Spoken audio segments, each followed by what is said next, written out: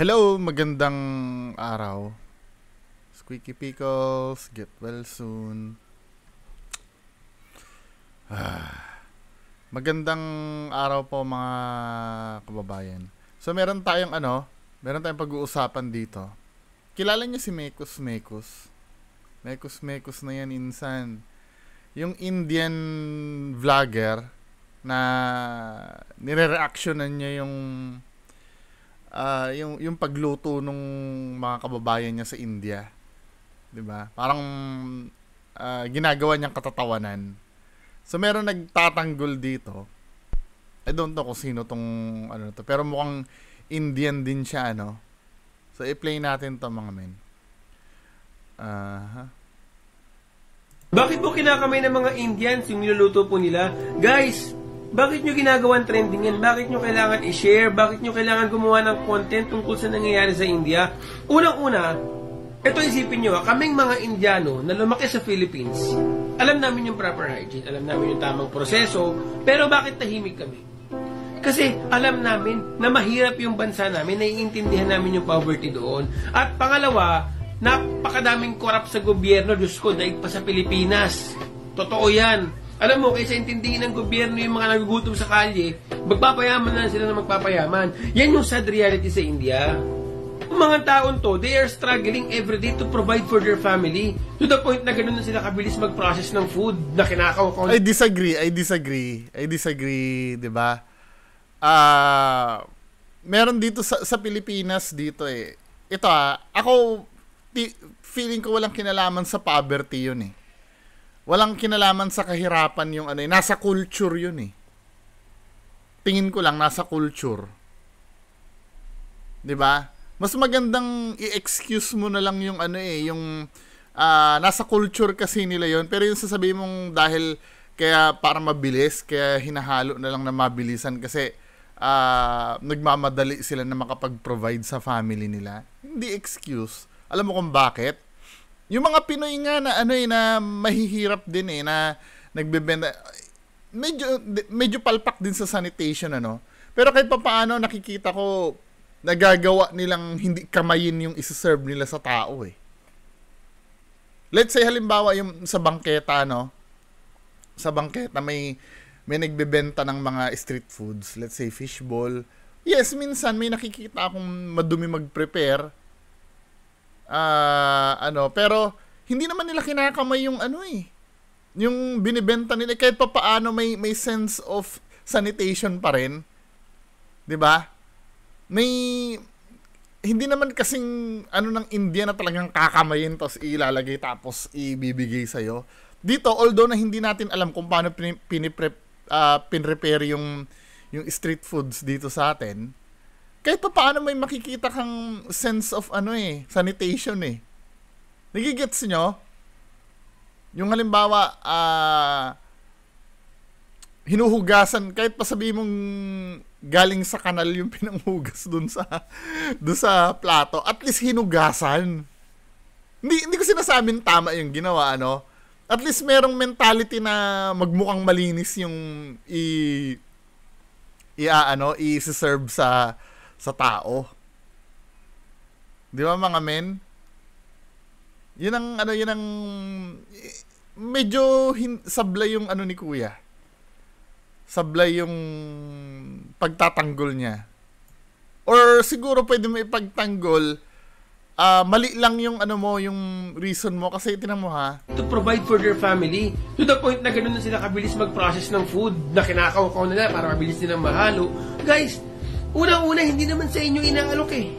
No, hindi. Ito, katulad na naman yan, yung mentality na yan, Yung unang-una, hindi naman sa inyo ang unang-una, na-upload kasi sa, sa public. Nandito na naman tayo eh. Na-upload sa public yan at yung opinion ng kahit sino, magmamatter. Kasi nilagay mo sa public eh. Para hindi punahin ng ibang wag mo ilagay sa public. Ganun lang yun. May naglagay sa public, syempre may masasabi yung tao. Actually, kahit hindi mo i-video, nakikita naman sa public yung ginagawa dun eh. Syempre may masasabi yung tao. 'Di ba? Ganun lang 'yan, men. Minsan kasi hindi na mahirap kasing i-balance yung pagiging nice sa sa pagsabi ng katotohanan eh. Let's say ganito may nag-perform sa stage. Ang pangit naman talaga kumanta, hindi maganda yung boses. Pero kumanta siya. Let's say halimbawa sa school program may kumanta. Syempre, ayaw mo makasakit ng feelings. Sasabihin mo ang galing kahit hindi. 'Di ba? Pero hindi mo pwedeng kontrolin yung masasabi ng tao do sa performance mo. Katulad niyan nilagay sa public kasi. I mean, 'di ba?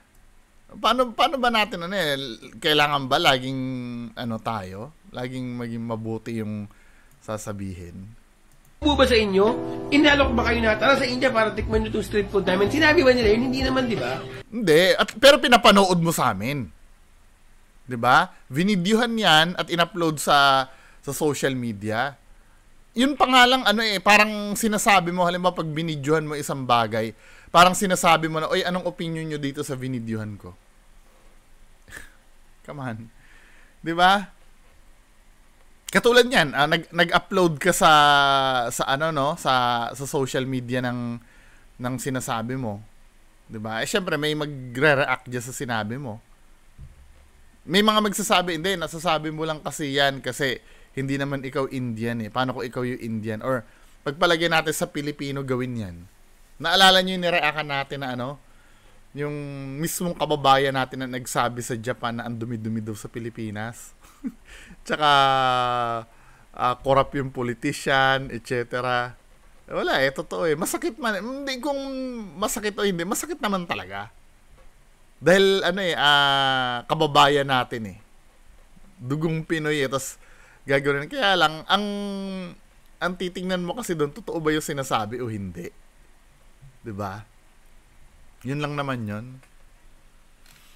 Minsan nga tayo ng mga Pinoy, 'di ba, kung ano nasasabi natin sa ibang lahi 'Di ba? Mga Amerikano ganito, mga Bombay ganyan, 'di ba? Siyempre, naman 'yan siguro ang kulang lang sa mga tao yung pagtanggap sa katotohanan. 'Di ba? Kaya ako rin minsan halimbawa pag totoo yung sinasabi regarding sa Pilipinas, naiinis din naman kasi ako. Kaya lang siyempre nagtatalo sa isip ko, totoo ba yung sinabi niya o hindi? Yung pag sinabi na, lalo na pag ibang lahi ang nagsalita, na, sino ba yung nag-viral dati nun? Vlogger yun na na, American ba yun? Yung kung ano mga pinagsasabi sa Pilipinas? Na, totoo naman. Diba? Yung, may natandaan ako doon, comfort room daw. Tapos pinakita yung public toilet ng Pinoy. Parang wala naman daw comfort doon. Tapos tayo mga Pinoy obsessed daw sa whitening products. 'Di ba? Ako, naiinis ako pero wala totoo yung sinasabi niya kasi 'Di ba? Parang ganoon din yun, parang araw ng mga Pinoy noon dati, araw din ng mga Indian ngayon. Parang gano'n na lang siguro, 'di ba? Ganito na lang para hindi maging balat sibuyas, kung ayaw mo na may masasabi sa iyong masama, huwag niyo na lang i-upload sa social media. Pero pag na-i-upload kasi sa social media yan, hindi mo may iwasan yung mga ganito Hindi mo pwedeng pigilan yung mga tao sa sasabihin nila. Kaya nga sa akin itong video na to, yung video kay Jay Costura, kung ano mga pinagsasabi sa akin. 'Di ba? Pinagmumura ako, pinag-ano ako, anong gagawin ko? 'Di ba? Tinatry ko naman sagutin isa-isa. 'Di ba? Hanggang gano'n na lang magagawa ko, sasagutin ko base do sa komento nila. Ang nakakainis kasi minsan, ito yung genuine na nakakainis Instead na punahin mo yung napapanood mo, kasi ganito halimbawa si Mekos Pero itong sinasabi ni Kuya, okay to. Itong si before. Yan, nasa before na yan. Okay to. Kasi kalimitan, ganito ang nangyayari sa Pilipinas eh. Halimbawa, si Mekos, pinagtawanan niya kung paano mag-prepare ng street food yung Indians. Yung mga basher kasi dito sa Pilipinas, ang gagawin, ang pangit-pangit mo naman, mukha kang unggoy, mukha kang ano, di ba men? Wala doon sa argumento yung ano eh. Ganyan na madalas ko nararanasan. Yung argument mismo ng mga sinasabi ko, hindi pinapansin. Ako yung pinapansin. Nakamaskara ka, inggit ka lang, di ba? Naninira ka. Pero yung laman ng sinasabi ko, hindi naman nila hindi naman nila makontra. Di ba? May mga pangilan-ngilan na nag-e-explain na mali yung sinabi ko. Mas gusto ko yun. Di ba? Hindi yung inggit ka lang, pera lang ang habol mo, etc. Di ba, men? Bakit ba yan? Jay Costura nyo ba? Nag-upload sa huwag mo sabihin na hindi pera ang habol niyan.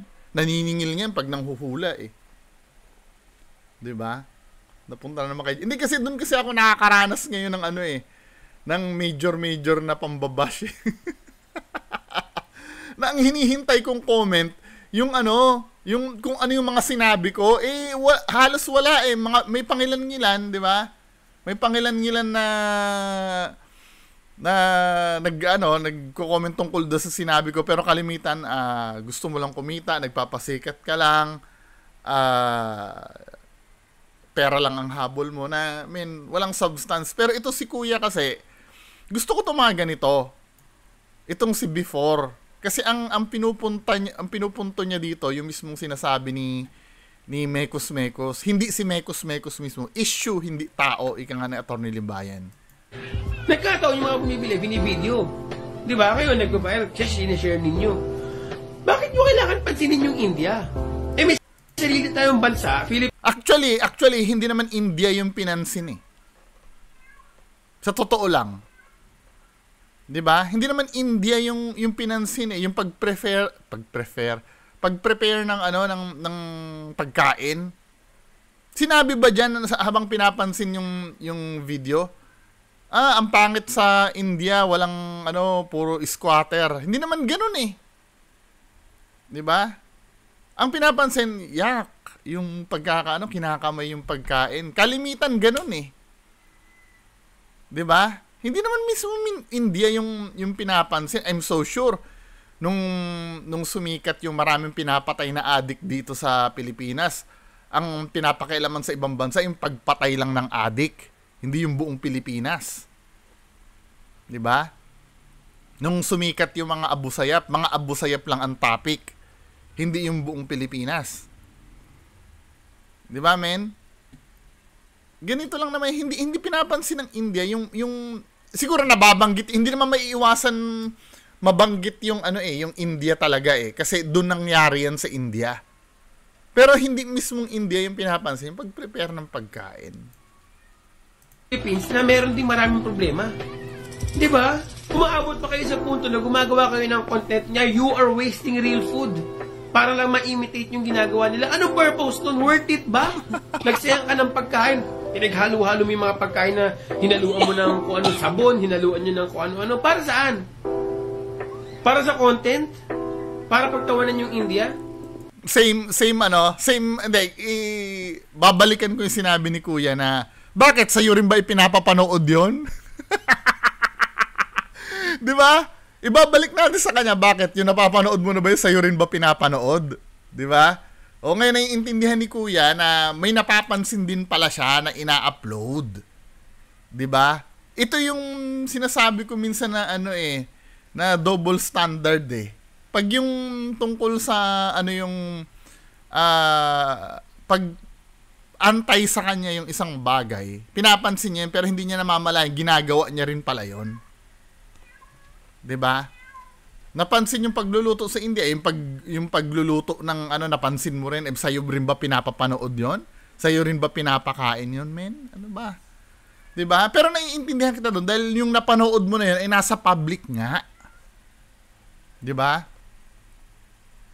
Nasa public nga. O katulad, hindi naman nila binidyo yung sarili nila, may napadaan doon at binidyo lang sila. Kahit na nasa public pa rin yan, nagluluto na yan. Kahit sino makakakita niyan, kaya may dala ng camera o wala.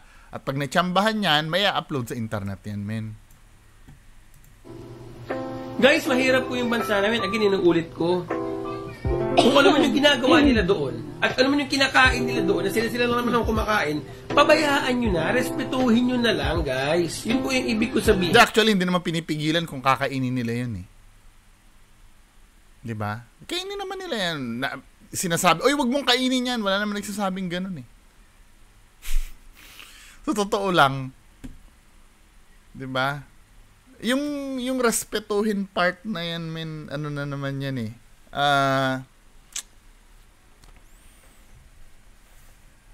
Paano ko ba ano? Respetuhin ko na lang na na madumi yung pagkakaserve. Yes, kahit kaninong standard madumi. I'm so sure baka pati sa India din pag in-inspect nila yan, madumi din para sa kanila yan. Yung mga sa government ng India, yung ganyang uri ng preparation. Diba? Okay lang sana halimbawa culture nilang ano ba pwede irespeto dyan? Let's say culture nilang kumain ng palaka. Although na kinakain din naman din. Hindi, halimbawa dito sa Pilipinas hindi tayo kumakain ng palaka. Sa India kumakain sila ng palaka halimbawa. Pwede kong ano yun kasi syempre malay mo naman may specialty sa India na na lutong palaka, di ba? Halimbawa lang yung mga men, Pwede ko irespeto yun. Parang dito sa atin, may kumakain ng balot, nandidiri yung taga ibang bansa. Sa atin, kinakain yung balot. Pwede lang irespeto yun. Pero the way, kasi ano yun eh, yung pag-prepare ng food, kasi ano yun eh, universal act yun eh. Di ba? Hindi, hindi mo pwedeng irespeto yung, men eh. Hindi, para sa akin, ito'y opinion ko lamang, Di ba, men? Parang halimbawa, katumbas yan pagka nanuntok ka ng tao. Di ba? Nang biglaan, mapa-Amerika man o dito sa Pilipinas, universal language yun na nanakit ka eh. Di ba? Anyway, pagpatuloy natin.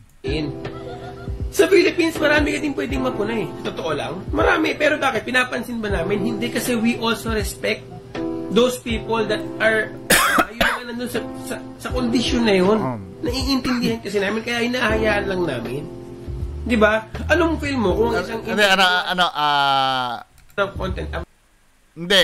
Mali yung sinasabi mo, kuya. Ang pumupuna kasi dun sa may kapwa mo Indiano din. Hindi naman Pinoy ang kumukontent niyan eh. Pinoy ba to si Mr. Nobody Body? About sa mga exotic food ng Philippines. Hindi ba kayo masasaktan? Di ba maiisip nyo rin na kaya nila kinakain yun? Kasi yun lang ang kaya nila ma-afford eh. Malayo yung punto ni Sir. Hindi naman yung pagka-exotic ng food yung yung problema, yung sanitation nga, men. 'Di ba? Paano mo i-complain yung marami na nag-content niya na nandiri sa balot na hindi naman offensive. 'Di ba? Alam mo sa Fear Factor dati, yung TV show na parang challenge nila kumain ng balot. 'Di ba? Marami nang nag-content na hindi naman yung pagkain ng yung kinokontra dun eh. Yung preparation na yung pag-prepare na yun ay universal universal motion dancers. Di ba, men? Hindi malayo yung punto ni Sir. Di ba? So ano ginagawa namin? Respeto, di ba? Nire-respeto namin, di ba? So, sana ganun din kayo, guys. Kayo mga nag-share niyan, tama na. Yung mga gumagawa ng content, tama na. Gumawa na kayo ng ibang content, labayan nyo na yung mga yun. At mahirap po ang buhay nila, kaya po nila ginagawa yun. Please lang. Pakinggan nyo si Mr. Nobody, pakinggan nyo si Crazy Biryani. Maintindihan nyo lalo. Yun lang. Guys, kain tayo pagkain, galing kanal. Oh, buti pa siya naka-face mask. Siguro hindi niya nakaya yung amoy ng pagkain kanal, kaya ganun, face mask na lang siya. Yan o, dami na lamok yan, grabe, sobra na malinis talaga India. Wala na akong masabi yan, o. Nilagyan niya ng salt masala. Siksik pa, sige. I-mix mo na lahat yan, pare. Grabe. Yan, nilagyan niya pa ng ipis konti. Ayan, salt ulit. Tapos kutsarita. Ayan o, solved na. Lagay na sa supot yan. Ang layo nung ni Sir. 'Di ba? Ang layo nung sinasabi ni Sir. Yung respect kasi naiintindihan ko naman 'yun. Kung ang culture nga sa kumain ng ganun. Yung pagkain kasi, yung act yung pagkain ng isang tao, pwede mo talaga, dapat talaga irespeto mo 'yun. The way sila kumain, the way sila pero yung sanitation kasi ibang usapan 'yun eh. 'Di ba? Ang layo nung pinuna ni Sir. Actually, kung hindi naman damak or hindi naman baboy mag-prepare yung Indian food, hindi naman mapapansin 'yan eh. 'Di ba? Wala naman sa totoo lang, yung mga pagkain doon, wala naman pumansin 'yan eh. 'Di ba? Wala namang pinapansin. Ano ba 'yang kinakain na 'yan? Durog na patatas? Ano ba 'yan? Ang kadiri naman yung durog. Hindi naman 'yun na napapansin eh. Na napapansin kung paano i-prepare. 'Di ba? Actually, ako para sa akin mukhang nakakatulong pa nga yung excuse me. Mukhang nakakatulong pa nga yung pangmamak diyan eh. Para sa akin ito yung opinion ko lamang po. Alam mo kung bakit? Baka magkaroon ng self-awareness din yung yung mga taga-India na, ay, ganun na ba tayo kadumi? 'Di ba? Baka pwede natin baguhin, baka mamaya kasi 'di ba? Pag kasi pagka kasi hindi maganda yung nangyayari sa ibang bansa, parang uri na rin ng help yon na para baka naman parang ito nung panahon ni Duterte, 'di ba? Maraming namamatay na addict dito. Or ang pinapalabas kasi ng mga dilawan. Hindi, let's say ayoko maging political, 'di ba? Let's say yung kasi hindi naman na nililabel as sa drug war, 'di ba? Dati maraming namamatay dito sa Pilipinas daw dati. 'Di ba? At nabahala yung ibang bansa. 'Di ba? Hindi naman pwede irespeto 'yun, no? Halimbawa kung talagang tingin ng ibang bansa mali yung the way dito na ginagawa sa Pilipinas. Hindi naman pwede irespeto 'yun eh. 'Di ba? Parang ganyan, although na ang layo nung comparison pero ang pinag-uusapan kasi natin dito yung maling ginagawa eh. O let's say naging normal na sa sa isang bansa na ganun nga ang mangyari. Tapos sa karamihan ng bansa may mapupuna at mapupuna din talaga. 'Di ba? May mapupuna kasi beyond normal na 'yun eh. Naiintindihan niyo ba lumilipad kasi isip ko? Anyway, mga kababayan ko, ano masasabi niyo dito? Maraming salamat. Bye-bye.